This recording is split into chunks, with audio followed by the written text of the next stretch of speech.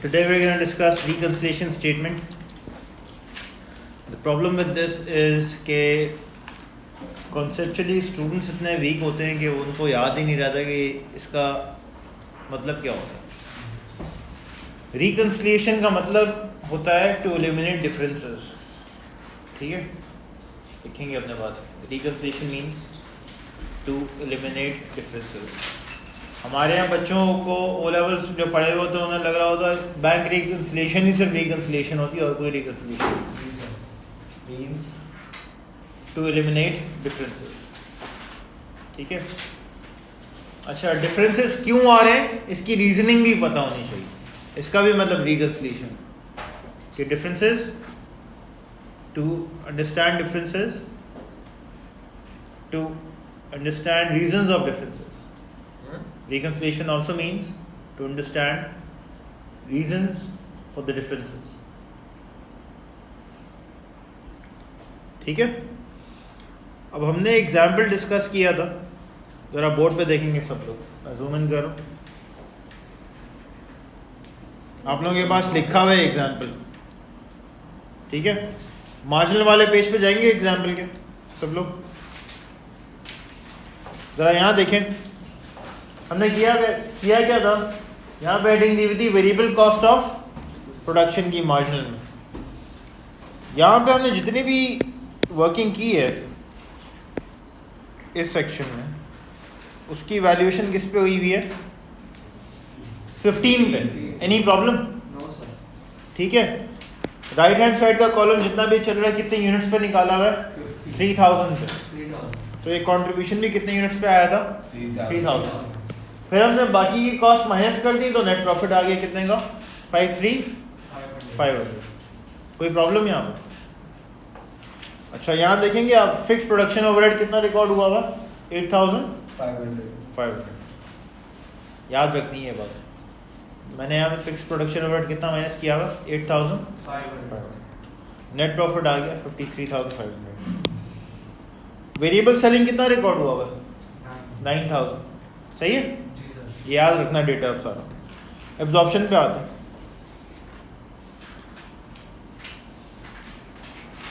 यहाँ देखें absorption. Sales वही है जो वहाँ पे थी. ओपनिंग इन्वेंटरी थी नहीं हमारे पास. प्रोडक्शन कॉस्ट यहाँ पे कितने पे वैल्यू हुई है? 17 पे. वो यूनिट्स वही हैं.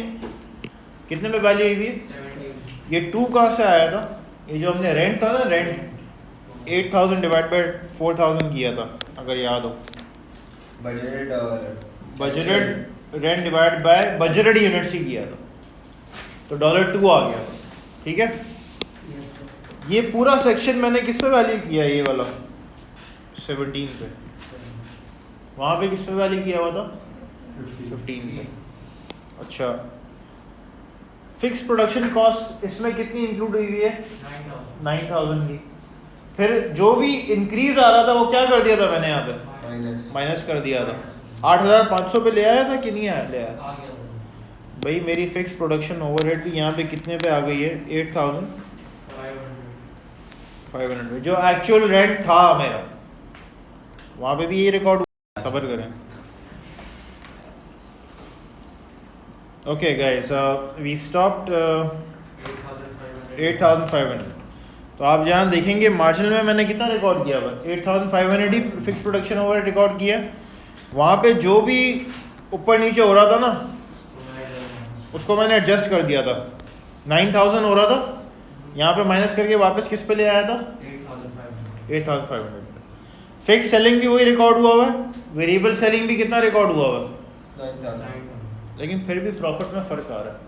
सेल्स भी वही है, वेरिएबल कॉस्ट भी 15 ही लिए, वहाँ पे भी 15 लिए, यहाँ पे भी 15 लिए.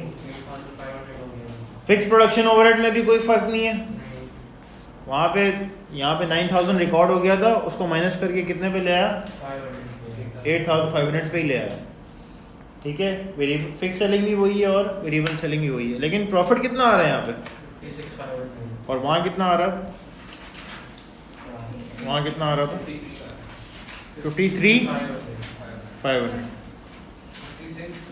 56,500 और 53,500। अब देखते हैं ये प्रॉफिट में डिफरेंस क्यों आ रहा है, कोई बताएगा मुझे? एनीवन, मैं ज़रा साइमल्टेनियसली लगा देता हूँ, बताएं क्या डिफरेंस है, क्या वजह है इसकी? एनीवन 15 यहाँ भी रिकॉर्ड हुआ है, 15 यहाँ भी रिकॉर्ड हुआ, 17 हुआ है। हाँ 17 हुआ है। वहाँ जितना रिकॉर्ड हुआ है 17 रिकॉर्ड हुआ होगा, लेकिन 17 का जो भी इंक्रीज डिक्रीज था वो भी मैंने रिकॉर्ड वो कर दिया, सेम कर दिया। अच्छा जी, फिक्स सेलिंग ओवरहेड भी 4,000 यहाँ रिकॉर्ड हुआ है, यहाँ भी रिकॉर्ड हुआ है।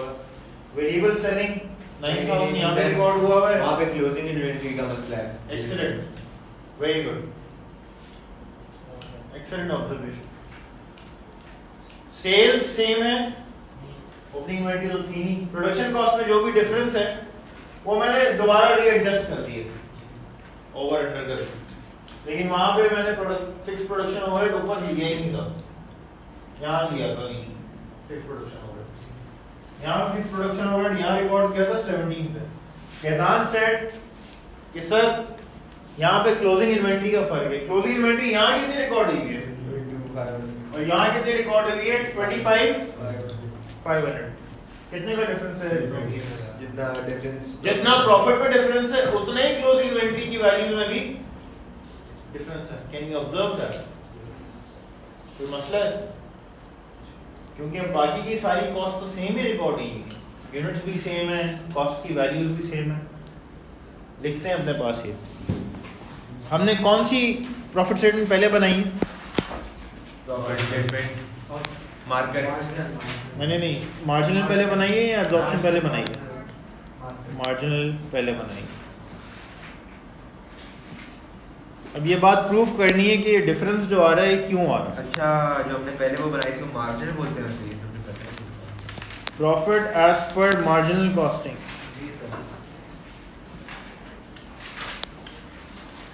कितना है?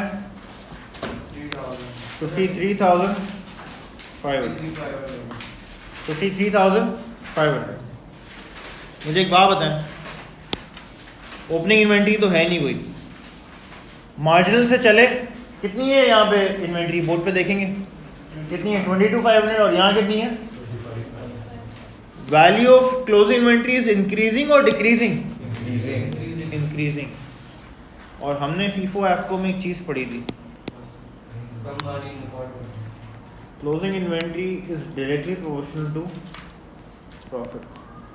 Closing inventory is, closing inventory ज़्यादा होगी तो प्रॉफिट भी क्या होगा? ज़्यादा होगा। मुझे बताएं यहाँ पे, यहाँ से क्लोजिंग इन्वेंटरी बढ़ रही है कम हो रही है? अगर मार्जिनल से चल रहे हैं तो ऑप्शन बढ़ रही है। बढ़ रही है, कितने से बढ़ रही है? मैं यहाँ लिखूंगा add increase in closing inventory. कितने का इंक्रीज आ रहा है? 3,000 का। तो प्रॉफिट क्या आ जाएगा मेरे पास? प्रॉफिट एज पर 55 व्हाट रदिश है तो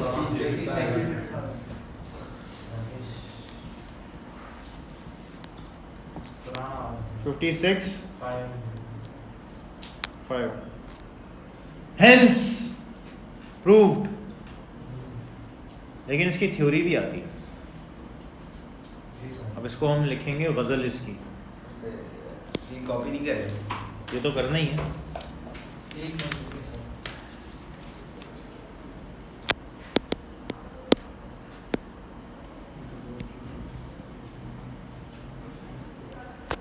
Difference in profit is arising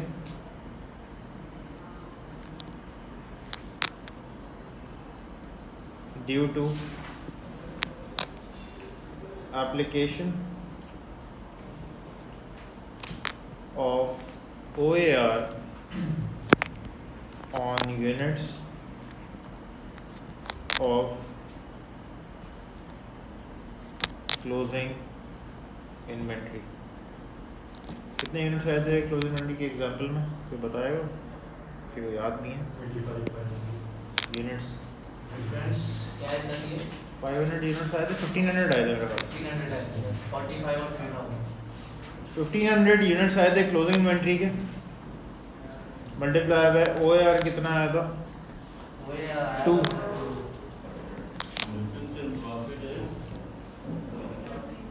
arising due to units of closing inventory multiply by OAR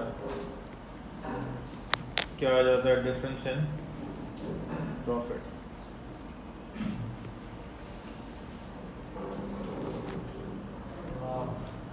ठीक है एप्लीकेशन लिखा है जी alright guys everybody on the board Marcus limited में हमने यहाँ पे जितना भी सेक्शन बनाया था गाइस ऑन द बोर्ड वो बनाया था हमने 25 पे ठीक है ओपनिंग यूनिट्स देखें ज़रा जाके कितने 2800 इंटू 25 करेंगे क्या आता समझ आ गई worksheet Farid pay attention 2200 into 25 करेंगे हमारे पास क्लोजिंग इन्वेंटरी सही है प्रूव हो गई ये बात यहाँ पे जितनी भी वैल्यूएशन की हमने किस पे की है 25 प्रॉफिट कितना आ रहा है हमारे पास 23205 देखते हैं अब एब्जॉर्प्शन देख लेते हैं यहाँ पे जितनी वैल्यूएशन हुई हुई है 2800 32 शायद मल्टीप्लाई बाय 7 32 और 2200 मल्टीप्लाई बाय 32 ये पूरा सेक्शन किस पे बना हुआ था 32 OAR कितना इंक्लूड था इसमें 7 का ठीक है बाकी सारी कॉस्ट देखें मोर और लेस सेम है डायरेक्ट सेलिंग यहाँ पे कितना लिया हुआ है 100 500 और वहाँ पे भी कितना लिया हुआ 100 500 अच्छा फिक्स सेलिंग भी सेम रिकॉर्ड हुआ हुआ कितना 1 2 3 500 यहाँ पे भी हुआ हुआ और वहाँ पे भी हुआ हुआ फिक्स एडमिन 161500 यहाँ भी रिकॉर्ड हुआ हुआ और उधर भी रिकॉर्ड हुआ हुआ ठीक है अब मसला कहाँ पे आता है मसला आता है हमारा इन्वेंट्री में किस पे पहले कौन सी हमने स्टेटमेंट बनाई है मार्च रिकंसिलिएशन बनाएंगे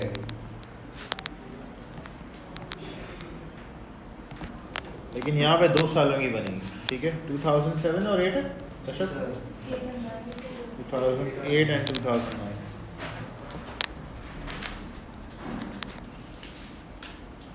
प्रॉफिट एज पर मार्जिनल पहले बनाई है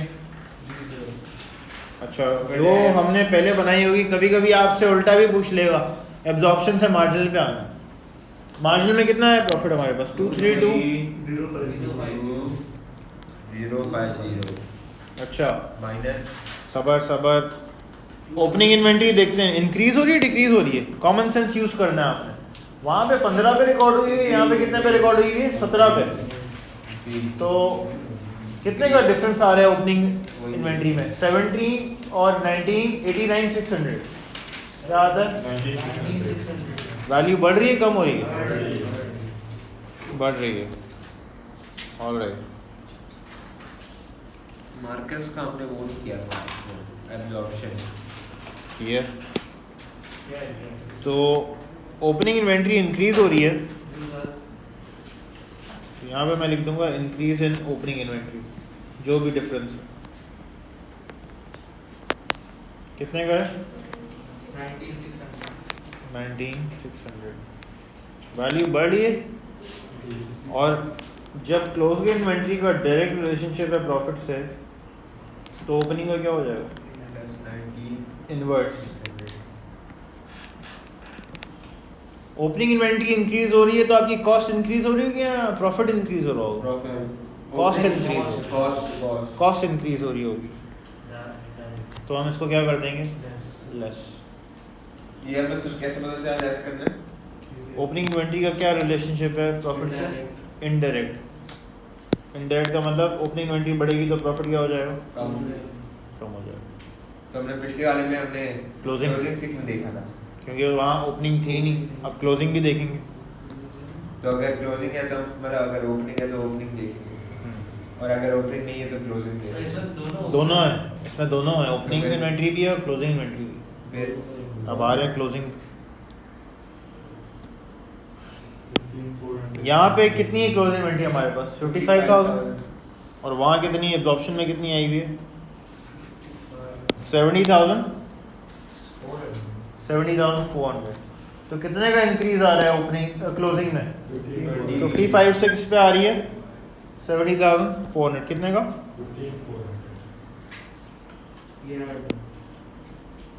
55,000 माइनस 70,400। ऑब्जर्वेशन गाइस, अगर मार्जिनल से एब्जॉर्प्शन पे आ रहे हैं तो दोनों इन्वेंट्रीज इंक्रीज होनी या डिक्रीज होंगी?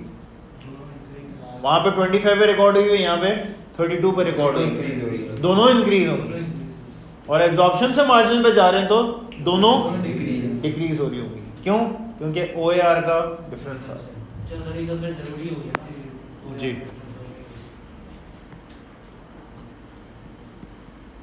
कितना डिफरेंस था मुर्तज़ा? 15,400।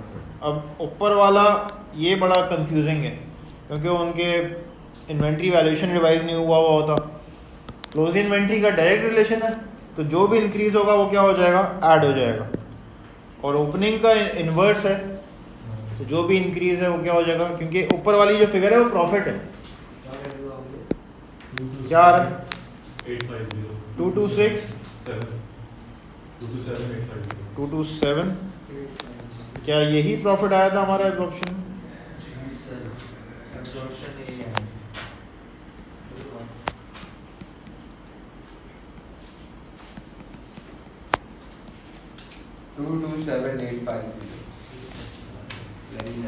ठीक है, 2009 सॉल्व करें जल्दी से।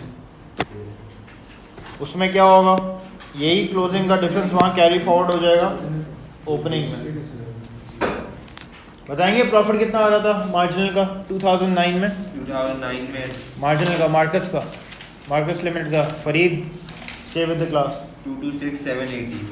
226,780। इसका मैंने वो नहीं किया क्या नाम है एब्जॉर्प्शन? क्लोजिंग का बताएं डिफरेंस क्या है फरीद? एब्जॉर्प्शन और मार्जिनल में क्लोजिंग इन्वेंट्री का डिफरेंस क्या है? मार्कस का एब्जॉर्प्शन क्या किसी ने?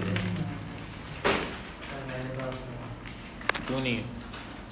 2009 कशफ कैन टेल मी 2009 में क्लोजिंग इन्वेंट्री का क्या डिफरेंस है?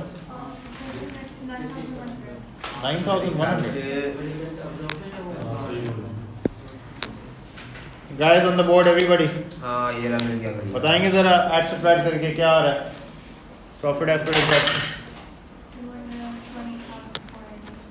रिकंसाइलिंग 220480। अच्छा, एक फॉर्मूला MCQs के लिए लिखेंगे। डिफरेंस, अब जहाँ पे ओपनिंग और क्लोजिंग दोनों आ जाती है, difference in units of opening inventory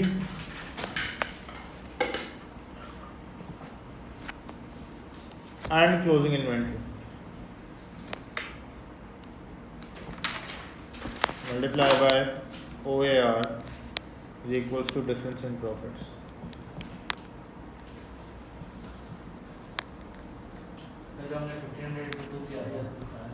वो तो एग्जाम्पल का था।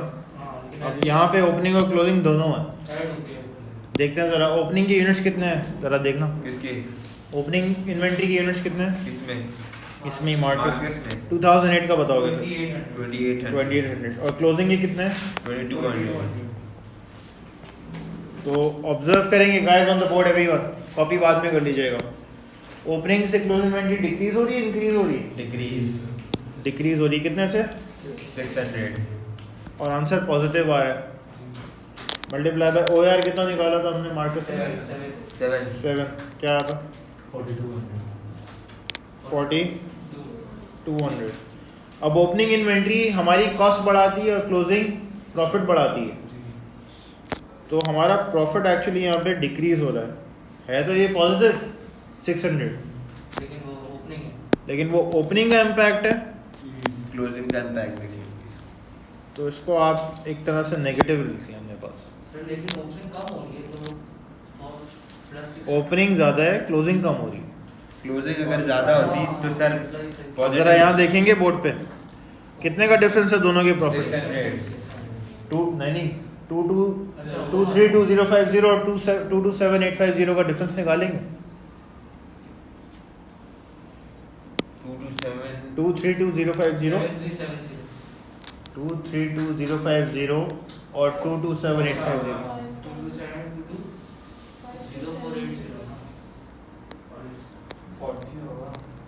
4200 होना चाहिए। 4200 आ रहा है कि नहीं? इन दोनों का बेटा वानी दिस और दिस मार्जिनल एब्जॉर्प्शन के प्रॉफिट का डिफरेंस क्या है? यहाँ भी देखें, यहाँ भी यही आ रहा है 4200। हेंस प्रूव्ड कि आंसर सही है। हमारा आंसर सही है। रिकंसिलिएशन स्टेटमेंट का पर्पस ये है आंसर चेक करना कि जो भी प्रॉफिट में डिफरेंसेस आ रहे हैं वो इन्वेंट्री के ऊपर जब OAR अप्लाई हो रहा है यूनिट्स पे उसकी वजह से आ रहा है। ये 6 मार्क्स की भी आ जाती है कभी कभी। MCQ जी हाँ, पेपर 2 में और पेपर 1 में MCQ भी इसका एक तरह से कंपलसरी आ जाता है। ये MCQs के लिए नीचे वाला कॉन्सेप्ट भी काम का है, लिखेंगे अपने पास को। मुझे 2009 की भी इस तरह कैलकुलेशन करके दें यूनिट्स का। 2009 तो हो गया। अच्छा है जी।